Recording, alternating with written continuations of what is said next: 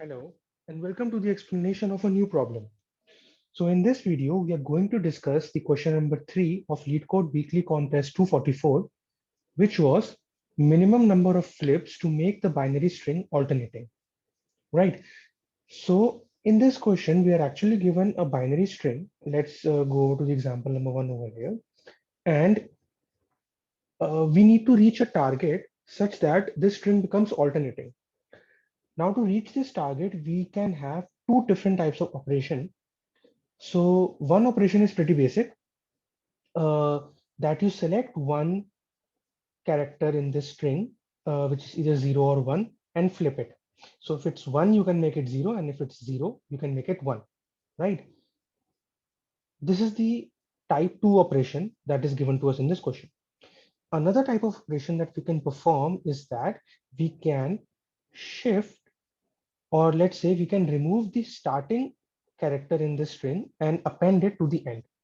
So the string 111000 can actually become 110000 and then 1 again, right? So if you understand this closely, basically we are given the opportunity to remove some part of the string, which is, let's call it prefix, and add it towards the end. It's not like we have to shift only one. We can use this as many times as we want. So basically what we could have done also is that we could have shifted this one to the end, then again this one, the second one over here, um, this, and then the third one.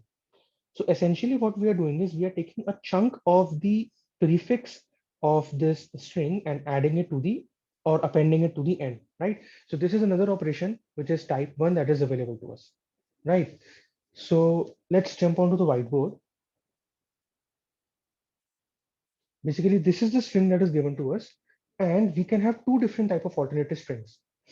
One alternating string would be the one which begins from 0, other would be which begins from 1. So basically, our job is to convert this string into one of these strings, right? It can either be alt1 or it can either be alt2. This is our job.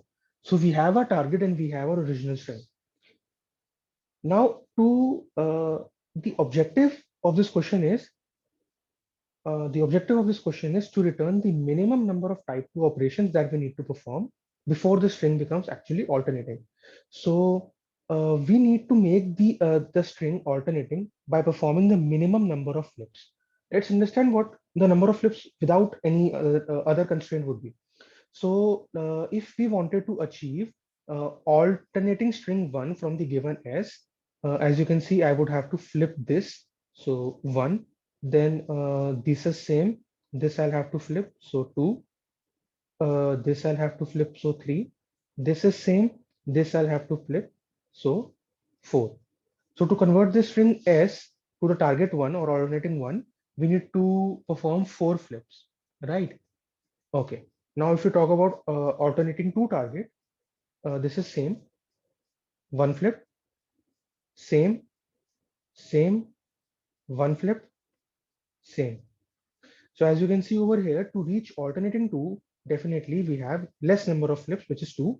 And when we were going towards alternating one, we were getting 4 number of flips. So among this, obviously, the answer is definitely going to be the minimum of these two, which is 2, right? But we haven't even considered actually trying to remove certain elements from this string and append them to the end, right? Maybe we reach a certain string where the number of flips are even less than 2. So our objective would be to actually, so you can do one thing. Uh, I feel that the complexity of actually calculating the number of flips for both of these targets would be on, right? And you'll use another of n complexity to actually remove one character here, append it over here, and then calculate all of this all over again. So if this length is n for, so basically you'll have to remove and append it n times, and then compare with the alternating 1 and 2. So the time complexity becomes n square, right? Can we do better than this? Is it possible? Yes, it is definitely possible. We'll try to apply a certain approach, I'm sure you must have heard of it. It's called the sliding window. Actually, if you notice very carefully, we don't really need to, remove this from over here and append it over here. What we can do is, see, basically, okay, let me explain this way. Let's say that you remove this one and added it over here. Now your comparison would be with among these, right? Or with these characters of alternating string too. Wouldn't it be convenient for us if somehow we were able to compare them with the same indices? Actually, we're comparing it with an index which is one before the original string, right? What if it would have been very convenient for us if we had some way to compare it in the same index position, right? So that is definitely possible for us. Why? Because we can actually decide what the length of our alternating string is going to be. The only constraint of an alternating string is that it is 0101 or 1010. So let me just say that I'm going to extend it as many times as I want,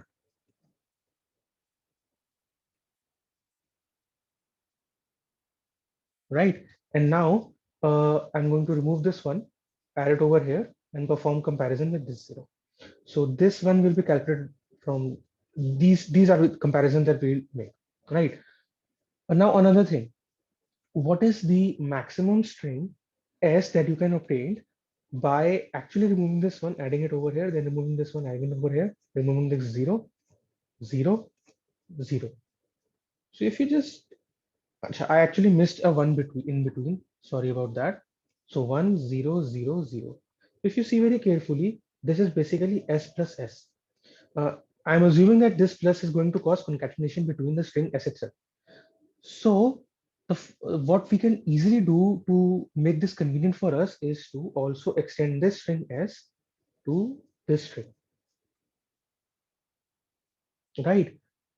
Now you can simply use a sliding window technique to calculate the differences or the number of flips you would need to reach the target cell. So what will be the length of your window? Your length of the window will be n, where n was the length of the original string, which I guess was 6 over here. So your first window is this, right? You will perform comparisons in these formats, right? After that, your window will shift to this point, 1, 2, 3, 4, 5, 6, right? And while shifting, what you need to check is, let's say your original window was this, right? So this one and this zero were different. So which means that the difference, the number of flip count, uh, what was the flip count over here? I don't remember. 1, 2, 3, 4, right? Flip count was 4 over here when we're talking about alternating one. So now when you shifted your sliding window to this point, basically what you're going to do is one difference that you were actually having due to this one and this zero, that one flip you need to subtract. This becomes 3. And you're going to add the difference caused by the new flip 1 and 0, which actually again gives you plus 1 equal to 4. And our hope is that at some point we'll reach a window where this addition won't be required. So let's say when our sliding window becomes this over here. So this is same, and in fact even this is same. So there was no need of subtraction, there was no need of division, and your flips would have remained the same. So this way, when we advance our window again and again, we probably might reach a solution where we get the minimum number of flips that we actually need to perform, because we actually had performed the type 1 operation, which was removing the starting character and appending the last character, appending to the last position. So I hope the logic of the sliding window is clear to you and how you will be actually achieving your uh, final answer. Now, I agree that the thought process to actually do S plus S was something which is difficult to realize while giving a competition. But we have done enough questions of alternating strings to actually have seen these kind of diagrams that we are actually drawing again and again. And I think the diagram somehow helped me to realize that maybe it would be convenient for me if I just double the string S and increase the alternating strings to length of 2n, right? So I hope the explanation of this problem is clear. The solution is also must also be clear, that we are going to use sliding window. And of course, while we are maintaining a sliding window, we need to maintain left index will start it from 0, and your right index will continuously increase. And while the right index is increasing, let's say that you are actually finding out the flip count. So it will be one count will be flip 1, another will be flip 2. Flip 1 would refer to the flips you need to reach alternating 1, and flip 2 will definitely be the string, the number of flips that you will need to reach alternating 2 string, right? And your answer will be stored. Let's say that you are storing your answer in a variable answer. So this answer will be always updated. I mean, min of the previous calculated difference and the new calculated difference, it would always increase when the length of a sliding window is 1, which is, I guess, r minus l plus 1, right? So when this is equal to n, I think I said 1, sorry about that. When this is equal to n, it means that you have reached a sliding window where this is possible, right? And so basically, I was just saying, your r would begin, r and l both will begin from 0. R became, then R will become 1, you'll calculate difference, R will become 2, 3, 4, 5. When it reaches 5, the length is equal to 6, and you can finally find your answer, right? Your next answer will be found when you increment R and you also increment L, because we don't want our sliding window to exceed the size of N. So once your R finally reaches over to this point, you will start incrementing your L also. Your L would come over here and R would come over here, thereby effectively shifting the sliding window while building the calculations for flip 1 and flip 2. So I think now this must be abundantly clear. Still, we are going to quickly write the pseudocode.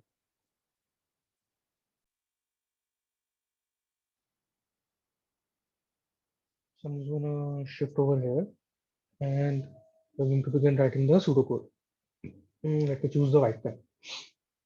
Okay. So let's say you're inside a function. What is going to be your first step? Let's store the, I think I should write a little small, right? Let's store the length of the string inside the variable n. Okay. Now we need to perform the concatenation of s with s itself. So I'm just going to write this thing. If your language allows it, well and good. I think Python will allow it. Not sure about C++ if you need to perform some other operation. So the just point is that if your string is 1100, you need to convert it to 1100, 1100, right? You're doubling the string over here. Okay, let me remove this quickly. Now you're going to build an alternating string of length 2n. So your alt1 will be a string which is beginning from 0 uh, and then 101, and this will happen until the size becomes 2n, and alternating 2 will be 1010 dot dot dot 2n. However your language allows you to build this, go ahead and do it, right? Now let's also store the length of the answer that we are going to obtain, right? So I hope you notice that here is, if it's n, here it's going to be 2n. Okay. Let's maintain the flip 1 and flip 2.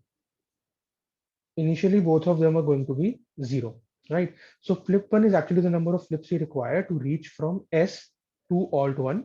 I think I've covered this before. And from S to alt 2, it's basically flip 2. Removing this quickly. Okay. Now let's begin our window, right? So your window's initial point will be left equal to 0. And we are going to actually, what we're going to do, let me, if you don't remember, I'm going to repeat. We are going to increment our R or our right variable from this point till we reach a window of size equal to n. And while doing that, when our R is going towards this, we'll compare it from the character at the corresponding index of alt1 and alt2 to understand if the flip is required, right? So yeah, let's begin our for loop. So for your for loop will actually work from r equal to 0 till r equal to length of s. which is the new s, which is actually 2m, right? Then if now we are going to calculate the difference, right? If s of I'm just going to write Rig, right? I'm not going to actually write complete. If s of Rig not equal to, let's it's going to be alt 1 of Rig, right? If it's not equal to, which means we need to which means we need a flip. So flip 1 plus plus, right? Let me shift a little below. Same thing you're going to do for your alternating string 2. If sRig not equal to alt 2 Rig, then what you need to do is flip 2. My pen just stopped working. Yeah, sorry, thing hand. So flip 2 plus plus, right? Perfect. So now we have calculated our flips. One thing that we need to take care of now, if our R has reached a point which is crossing the length of the window from N, then we need to increment L also. All the while, we need to check if our alternating string is slipping from our hand, meaning, like I mentioned, now when you reach this new window, you need to remove the difference or flip count that you obtained from this and add the new flip count, right?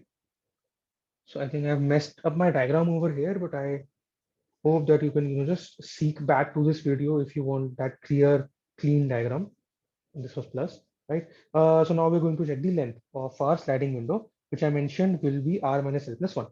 So another if condition over here, if the length of our sliding window actually crosses N, we'll check if S of left not equal to alt 1 left. If this is happening, this means that we actually sorry. If this is happening, it means that we had a flip and we need to remove that flip from our count. So now your flip one will be minus minus. Same goes for alt 2. Going to write it quickly. I think this video is taking some time. So, and this is a redundant step. Actually, you can simply copy paste the one and change flip to an alt 2 over here, right?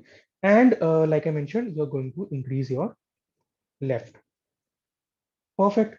And like I mentioned, if your sliding window's length is actually equal to n, this means that you have received one consensus of your answer.